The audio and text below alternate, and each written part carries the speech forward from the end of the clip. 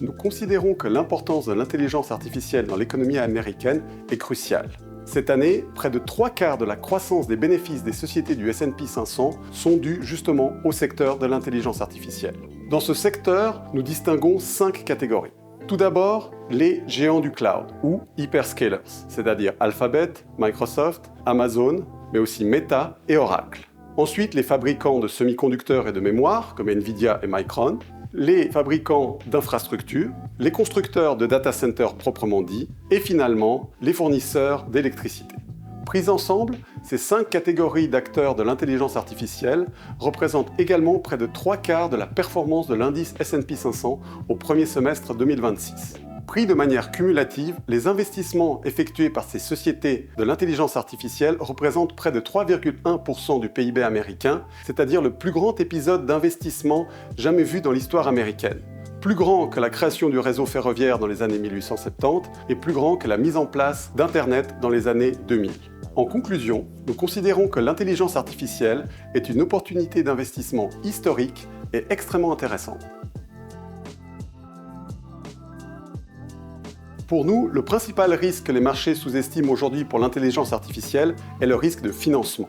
En effet, prises ensemble, les sociétés actives dans le domaine de l'intelligence artificielle vont dépenser cette année près de 1 000 milliards de dollars. Les 3/4 seront couverts par les hyperscalers. Le problème est qu'en face de ces 1 000 milliards de dollars, nos calculs nous permettent d'identifier environ 130 à 140 milliards de revenus.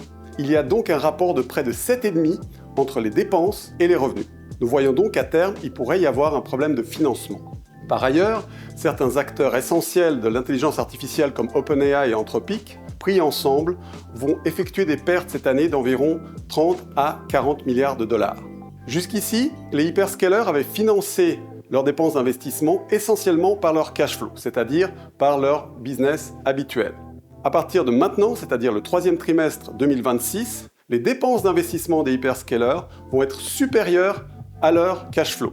Dès lors, ils vont devoir avoir recours à la dette, comme par exemple Oracle et Meta récemment, ou à l'émission de nouvelles actions, comme Alphabet très récemment, afin de combler ce gap. Nous considérons donc que le financement sera un défi majeur pour ce secteur à l'avenir et que cette différence entre les dépenses d'investissement qui seront supérieures au cash flow des hyperscalers vont être un facteur de volatilité pour l'ensemble du thème de l'intelligence artificielle.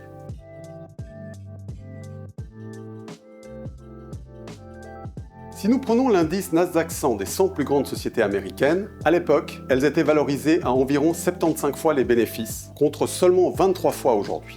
Les 10 plus grandes sociétés de l'indice Nasdaq 100 en l'an 2000 avaient un profit cumulé d'environ 29 milliards, contre près de 1000 milliards aujourd'hui. C'est 35 fois plus de bénéfices pour une valorisation d'1 tiers seulement. Nous considérons donc que ces deux situations ne sont pas comparables.